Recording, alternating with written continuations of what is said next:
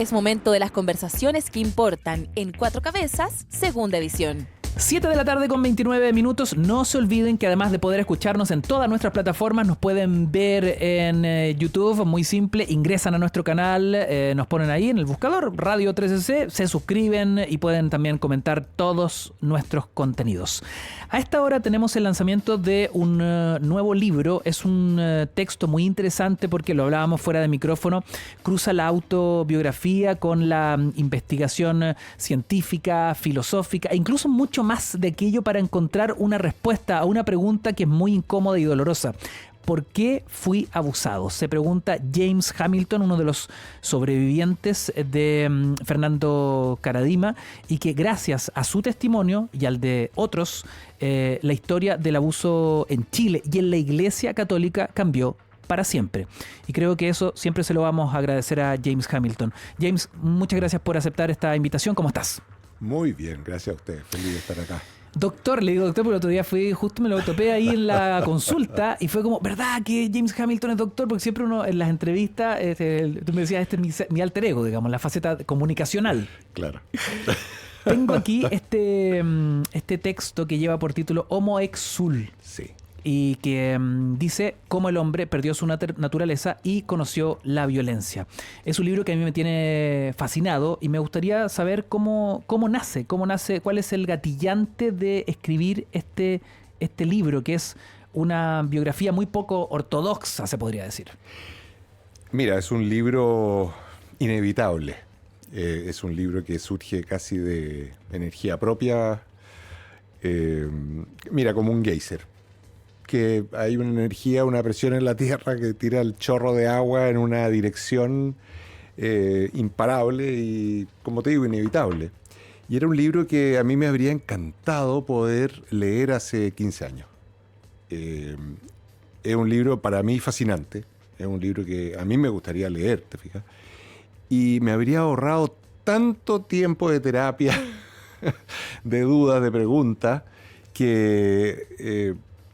es un regalo, porque ayer me preguntaban en algún momento, oye, pero ¿no será bueno que la gente que tiene su historia, ya sea de trauma o abuso, lo que sea, viva en el proceso para descubrir sus propias respuestas? Sí, pero ¿cuánto mejor si tú te puedes parar arriba de las respuestas que ya te da otro? En el fondo, que se paren arriba los hombros de uno y logren mirar allá más lejos. Claro. Es como cuando estás tú parado porque tienes cierta altura y logras vislumbrar entre medio de las rendijas el paisaje, pero si otro se te para encima y no tiene ninguna rendija y lo ve libre, va a ver el paisaje entero.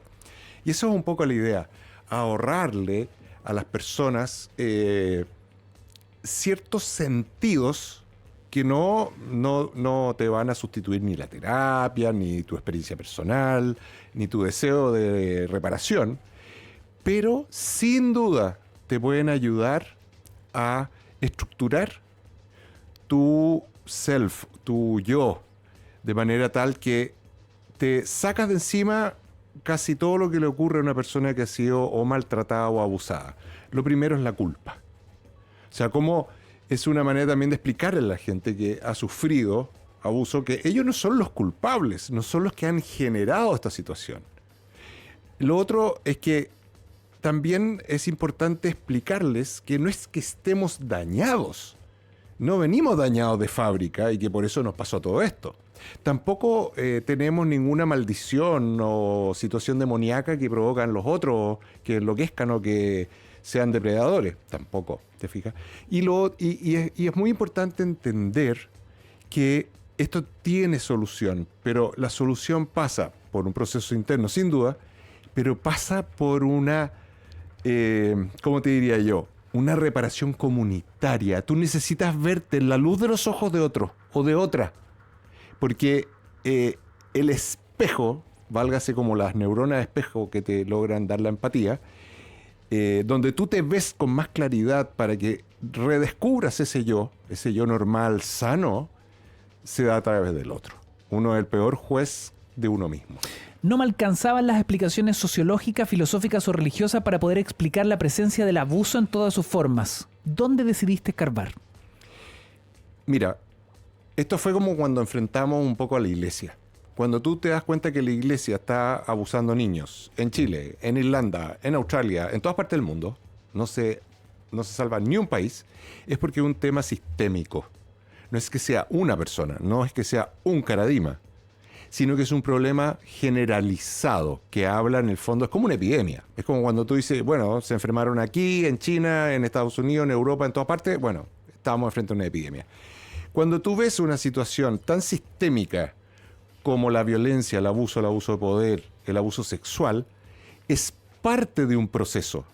No son fenómenos separados. Todos son fenómenos que tienen elementos en común. Y eso es lo que te lleva a este libro, entender los elementos en común, porque te va a permitir dar una mirada distinta a lo que podríamos llamar el mal, pero esencialmente la violencia y el abuso de poder.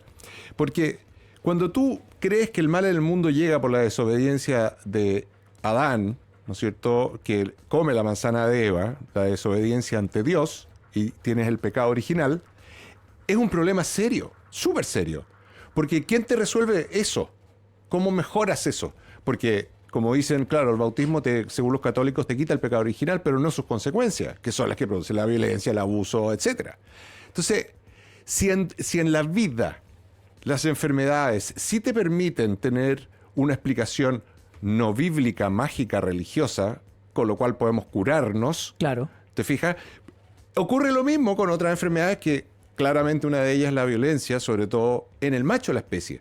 Y ahí viene otro elemento común, que el 95-99% de la violencia en el mundo, desde las tiranías, los asesinatos, las violaciones, los abusos, son provocadas por nosotros los hombres. Entonces, hay un tema estadístico y matemático. Tú pones un matemático a analizar esto y va a decir, Hamilton tiene razón en todo lo que dice en el libro. Claro, es demoledor, es indesmentible. No se puede. Entonces, eso es evidencia dura. Y si nosotros tenemos evidencia dura, real, concreta, hay que ir a buscar las bases biológicas, evolutivas, sociológicas de esta evidencia dura. Es interesante porque en las primeras páginas ya te revelas con el concepto que también a todos nos parece muy enigmático, esto de la condición humana. Es como, no, ¿por qué el ser humano es violento, las guerras? ¿Por qué es la condición humana? Y tú te revelas desde las primeras páginas respecto de eso e intentas escudriñar y hacer un droneo, como bien decías, como mirar el bosque desde arriba, un droneo de la historia de la humanidad y tratar de descifrar dónde ocurre esto. ¿Por qué en algún minuto pasamos de ser una especie o los primeros homínidos donde no existía la violencia entre pares? Dices que eso está documentado y lo explicas ahí ampliamente. ¿Y en qué minuto hay un punto bisagra donde comienza el enfrentamiento, la violencia y la guerra entre pares? ¿Qué pasó ahí? Bueno, tu comentario es tan atingente porque el tema es que la naturaleza humana se da por hecho de que nosotros tenemos el mal intrínseco, es una cosa propia de los machos de las diferentes especies, pero eso no es cierto. Una de las cosas que yo tenía más o menos claro esto, pero necesitaba analizar realmente la evidencia antropológica, arqueológica, biológica, de que éramos realmente el primitivo con el mazo que andaba pegándole a medio mundo. Y porque, paréntesis, las religiones se nutren mucho de ese concepto. Es decir, la forma en que tú puedas extirpar el mal de ti, que es parte esencial de la condición humana, venga a esta iglesia, júntese con este sacerdote, forme parte de este retiro, porque aquí nosotros lo vamos a ayudar a sacar eso afuera. Bueno, esa condición humana no es una condición violenta. Hay un elemento evolutivo clave, y es que el ser humano era un ser, siempre, sigue siéndolo, un ser tremendamente vulnerable. Piensa tú que las crías humanas necesitan años de cuidado para poder valerse por sí solas. Esos años de cuidado en un ambiente donde te comían los tigres dientes de sable o te comían un montón de otras fieras y donde tú eras la carnada o eras la presa perfecta, claro. Si tú no tenías un grupo de cooperación como se haga hoy en día en las tribus, o sea, anda a ver tu tribu amazónica donde los hombres estén matando niños, violando mujeres o teniendo conductas aberrantes, no existen. Entonces, ¿qué ocurre? Que el ser humano, y ahí viene, lo voy a unir con el tema de las religiones, de los grupos, etc. El ser humano tiene sí genéticamente, porque está dado por la oxitocina, por desarrollo de zonas cerebrales, una propensión, una conducta innata necesaria de sobrevivencia de ser social y cooperador y vivir en grupos.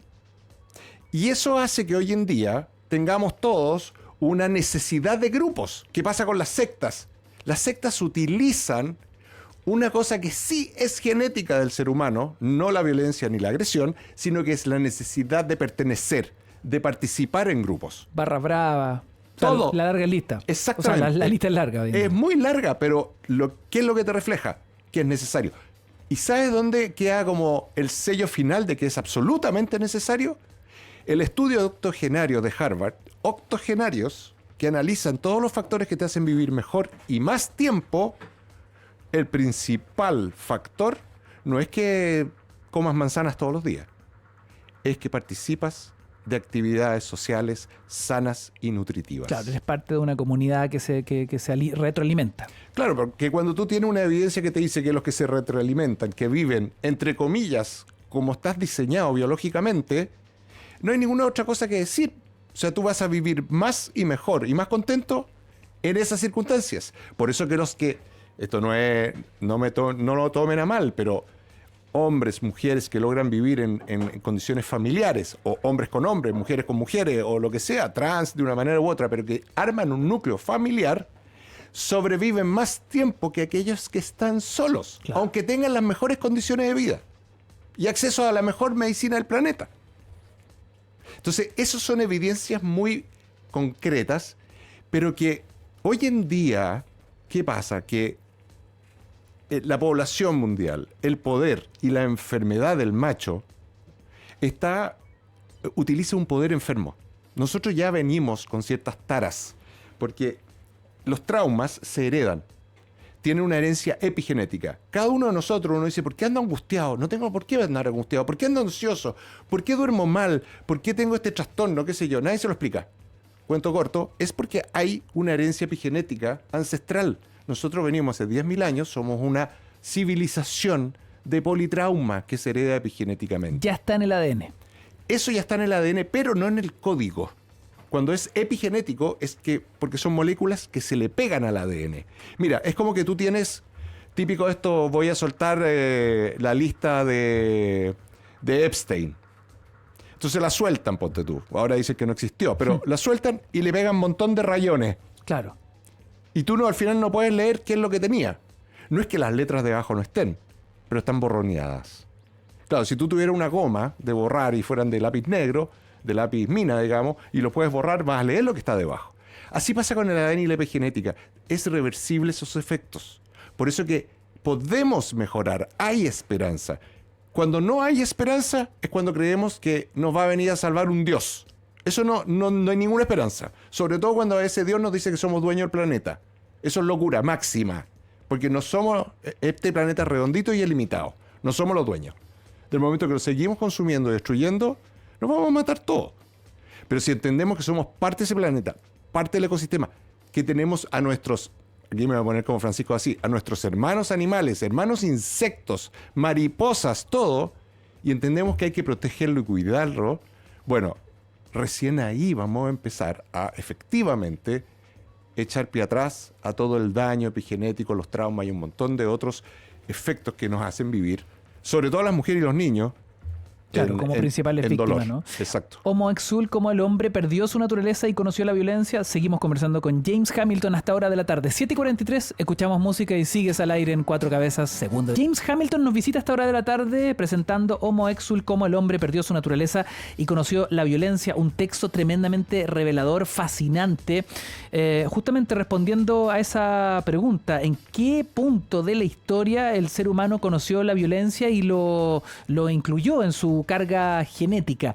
James Hamilton habla de un cataclismo climático en algún punto sumado a la irrupción de la agricultura como, de cierta forma, el origen de nuestra sobrevivencia, pero además de todos nuestros problemas actuales. Es como una gran ironía lo que pasó ahí. Logramos sobrevivir gracias a la agricultura o gracias, digamos, a la resiliencia de nuestros antepasados, pero nos compramos todos los problemas que cargamos hasta el día de hoy. Es como una cruz.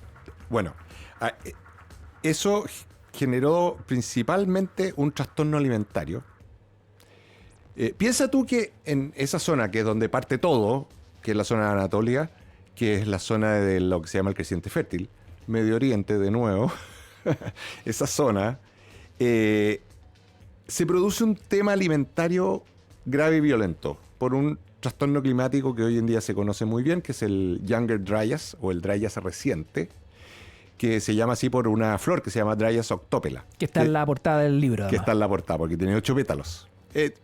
Ahí uno puede leer por qué tiene esa importancia esta flor.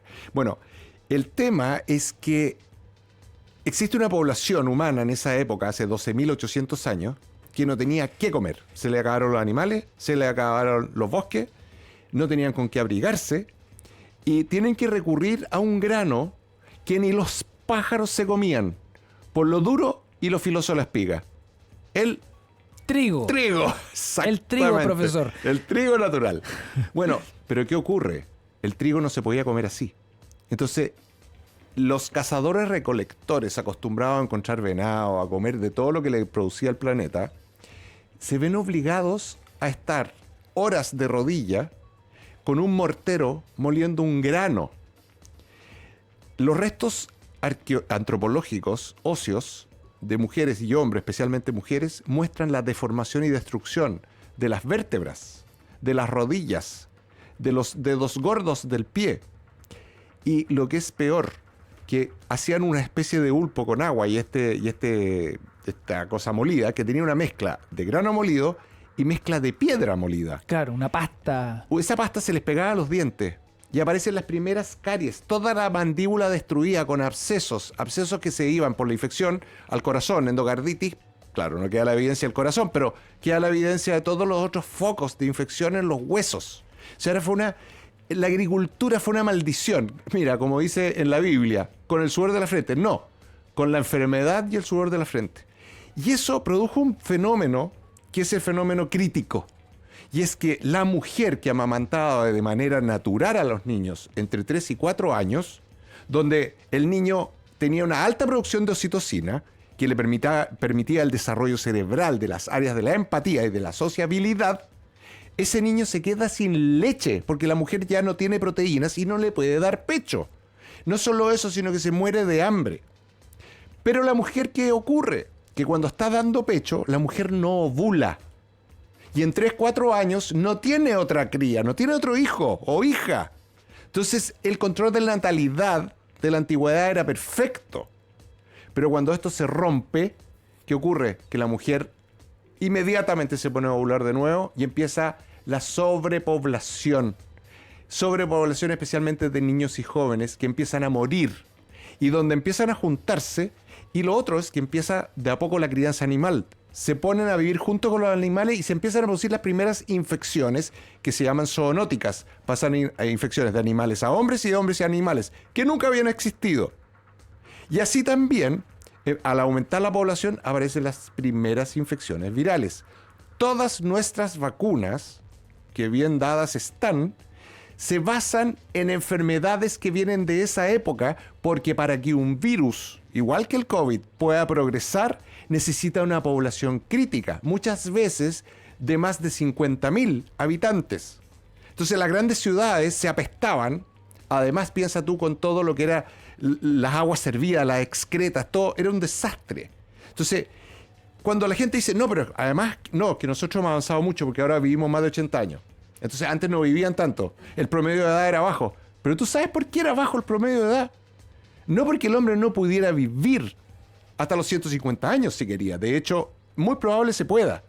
El problema era que 1 de cada 3 niños no pasaba en el año de edad.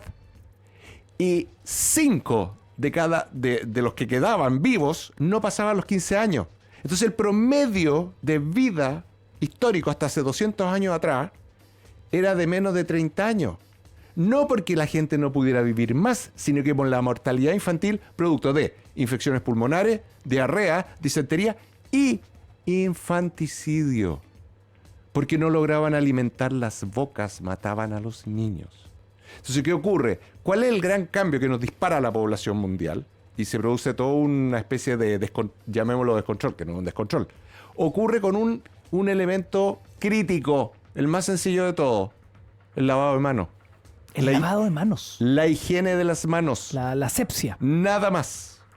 ¿Por qué? Porque eso empieza a cortar las transmisiones de enfermedades. Esto lo descubrió un francés, un obstetra francés, que la Pitié-Salpêtrière en Francia, en París. ¿Qué ocurrió? Que era un gallo que puede ser que haya sido medio TOC, ¿ya? Pero el tipo se lavaba las manos entre cada parto. Y no se le morían las mujeres parturientas por infecciones perinatales. ¿Por qué? Porque los otros le llevaban las infecciones de una mujer con todo lo que significaba el parto de una a otra mujer. Claro. Y se infectaban todas, se morían todas por infecciones perinatales. Y este tipo descubrió que lavándose las manos, casi todas sus mujeres y niños que nacían bien. Eureka. ¡Eureka! Entonces, la gente, nosotros estamos muy mal informados y por eso no podemos ser libres ni tomar buenas decisiones. Porque lo que interesa realmente en la vida, lo que realmente nos aporta, nos enseña, el poder ser mejores y vivir mejor, es algo que está oculto en general a la gente, a todo nivel. Pero lo más importante es que hoy en día la ideología religiosa, no digo la fe, no digo la espiritualidad, que es algo que yo recuperé o reforcé con mi libro. Yo hoy en día tú me dices, ¿tú crees? Sí, claro que creo. Imposible que una cosa tan bella, con tanta armonía, que es pura matemática, sea un caos, una que hubiera surgido espontáneamente. No se puede. Yo por lo menos no lo puedo entender. Pero la ideología religiosa esclaviza al hombre. Y es el oscurantismo que nos impide a los seres humanos avanzar en la verdad. Es la verdad la que da esperanza, es la verdad la que nos hace libres. Dijiste que la Iglesia sigue enfrentando la crisis más seria de su existencia, crisis profunda de credibilidad y confianza. Con la elección del nuevo Papa, ¿ves algún tipo de esperanza puesta en él o te parece que esta es una crisis tan profunda y extendida que da lo mismo quien sea el sumo pontífice de turno, digamos? Qué buena pregunta. Mira, el Papa, yo cuando lo vi que lo eligieron y lo vi en la Plaza San Pedro, la verdad que encontré que era un hombre que estaba muy emocionado con esto. Y yo creo que realmente de corazón. Pero te voy a contestar algo completamente, ¿cómo te diría yo? Disruptivo. Algo que tú me vas a decir, no, pero esto está como fuera de la línea. Pero si tú lo piensas, después de hablar de todo esto, del efecto del hombre masculino en el mundo en los últimos 10.000 años, donde la mujer es la agredida, casi por lo general, y niñas, y niños también. ¿Cómo puede ser posible que haya una institución de prácticamente puros hombres que la controlan que pueda ser sana? Es naturalmente insana. Da lo mismo el Papa que tú traigas. Si no metes a la mujer a esta institución, que pueda ser sacerdote, que pueda ser incluso hasta papa, estamos perdidos. Tarde o temprano van a desaparecer. Uno dice, no, es que ya ha sobrevivido 2000 años. 2000 años que son 2000 años en casi los 7 millones de años de evolución que tenemos los seres humanos. Claro, en edad geológica esa es un suspiro. En nada de los egipcios tuvieron ¿cuántos miles de años? Entonces, no, que bueno, tiene que ser de Dios porque ha durado 2000 años. Sí, pero ha durado 2000 años por manejo del poder y por cantidad de intrigas. Es que la guía del Espíritu Santo, sí, a todos nos guía el Espíritu Santo, no solo a la iglesia. Si esto no es algo privativo de la iglesia, ni la bondad, ni el perdón, ni nada. Ellos piensan que ellos tienen el tesoro, es de la iglesia, y está con esta llave que la manejan los sacerdotes. No, imagínate, la llave en la cual las mujeres están fuera. O sea, ¿qué ejemplo más violento, más discriminador que impedirle algo que dentro de su mentalidad te libera del pecado, pero la mujer no puede? No, es bien impresionante haber visto, de hecho, las imágenes cuando estaban reunidos los obispos. ¿Te acuerdas de esa imagen donde una monja muy austera llega con su mochilita a despedir al Papa Francisco? Tenían ellos una relación, entiendo, de amistad muy larga.